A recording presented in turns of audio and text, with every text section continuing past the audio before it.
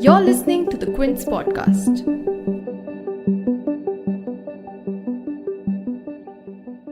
As expected, rain has become a major factor in Brisbane, with the third session abandoned on day 2 at Gabba. 62 for 2 at stumps is India's score. They trailed Australia by 307 runs.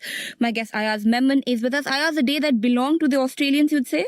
I would think that they have the edge, though they couldn't get past 400, which would have been their target after winning the toss and batting first. I thought India was splendid in the first session again with their rookie bowlers, Washington Sundar, Shardul, Thakur starting the kind of a collapse, a sort of a collapse of the Australian batting, and then Washington Sundar coming in and picking up the important wicket of Cameron Green, and then finally Natarajan rounding it up with his third wicket of the innings. So overall, a very fine show by the Indian bowlers. I know that a lot of the Aussie experts, including players like Alan Border and Shane Warne, believe that 369 is a very, very handy total on this pitch, especially when the other team is going to bat fourth. But I think, given the inexperience of this attack, this was a fantastic performance, and really it's up to the batsmen now, which is the batting has not been dented so badly with the injuries, as we know. I mean, there's Hanuma Vihari is not there.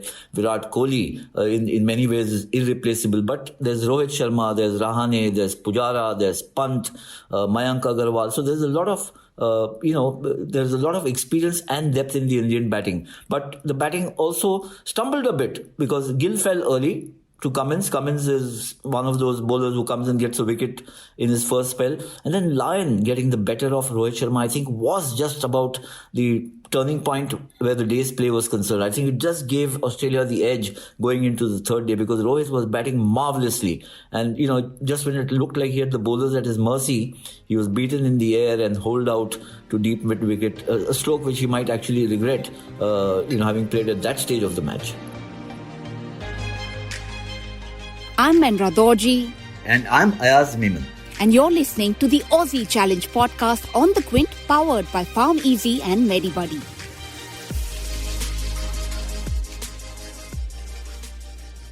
Okay, before I go back to Ayaz with my questions, I'm going to quickly take you through the scores. Australia started at 274 for 5 with Tim Paine and Green batting. Paine went on to make 50 and Green made 47. They added 98 runs together for the 6th wicket. Mitchell Starc and Lyon also added 39 runs as Australia were 369 all out. Natarajan, Shardul and Sundar picking 3 wickets each. Navdeep Saini, however, did not return to bowl. India was 62 for 2 at stumps. Gill out on 7, Rohit on 44. We will talk about their wickets, but I asked my first question. I know you talked about the bowlers earlier, but 369, 5 rookie bowlers for India. Australia batting with, their first choice batting order, and we didn't have Saini as well. So 369 extremely acceptable. Oh, absolutely. I think it's been a marvelous performance by the Indian bowlers. Look at the and the pitch has played through the way Rohit Sharma batted, and we saw yesterday with Labuschagne the way he batted, Cameron Green and Tim Paine, who made a half century. I thought it was a very fine half century by the Australian captain. Didn't seem to be in any trouble at all. So on a pitch where there's not too much, at least so far now, for the bowlers, for them to bowl Australia out for 369 with less than maybe 6-7 tests between them. This is a marvelous performance by any yardstick. Okay, you mentioned Tim Paine. We must talk about him. He scored that half century today. Greg Chappell's written quite strongly about how Paine behaved with Ashwin in the last match. Paine, of course, has apologized for it in a couple of press conferences already. But, that's sort of the package. It's sort of what comes with the package, right, of being an Australian captain. Your runs don't really matter so much outside of the game because everybody's just going to, pick and choose what they want to talk about. And right now, it's all about his conversations with Ashwin.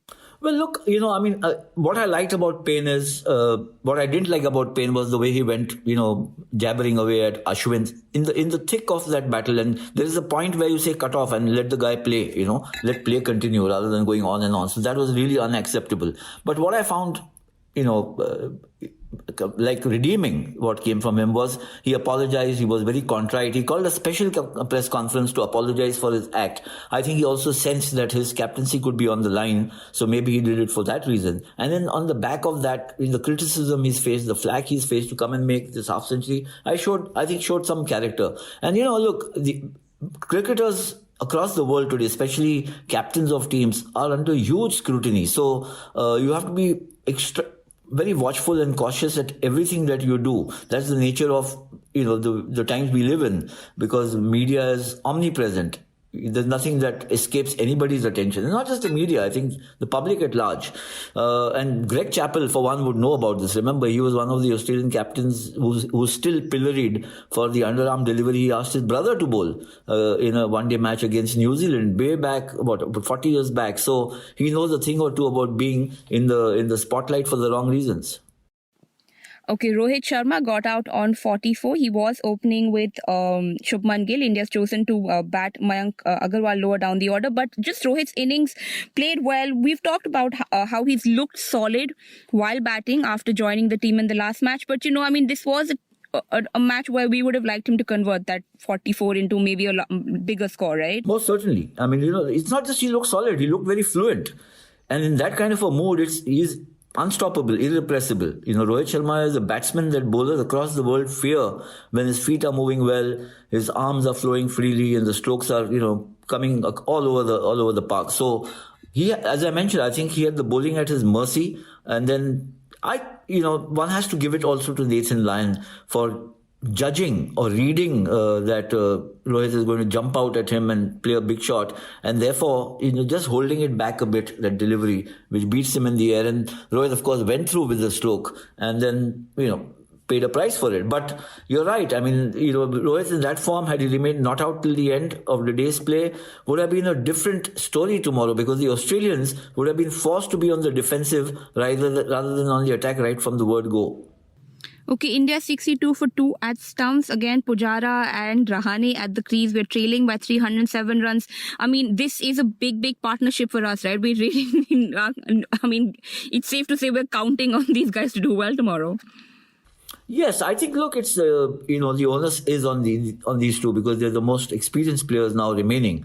In fact, they are the two most experienced players in the team. And they're both the solid types who let their concentration, determination, technical aptitude speak for their batting and their performances. So I think that this is where India's best chances lie, that if these two can see through the first session without getting separated, then India move into a position not of dominance, but of at least equality, because 369 is still 307 runs away. So Australia are still far ahead in the game. But if the partnership doesn't last that long, then you've got Mayank Agarwal, who has had he's had a struggling time in Australia as yet.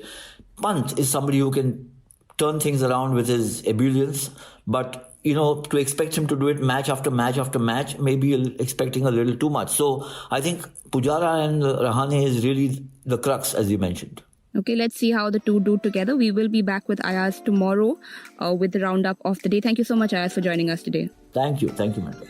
And thank you all for listening to the Aussie Challenge podcast with Ayaz Memon on the Quint, powered by Farm Easy, India's largest online pharmacy, and MediBuddy.